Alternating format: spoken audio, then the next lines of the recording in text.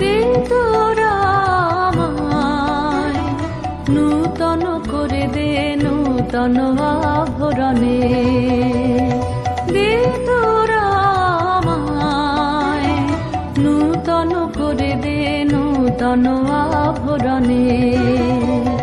হেমন্তের অভিসম্পাতে রিক্ত কিঞ্চন কানন ভূমি, বসন্তে হোক দৈন্য বিমোচন নবলাবণ্য ধনে। শূন্য শাখা লজ্জা ভুলে যাক পল্লব আবরণে।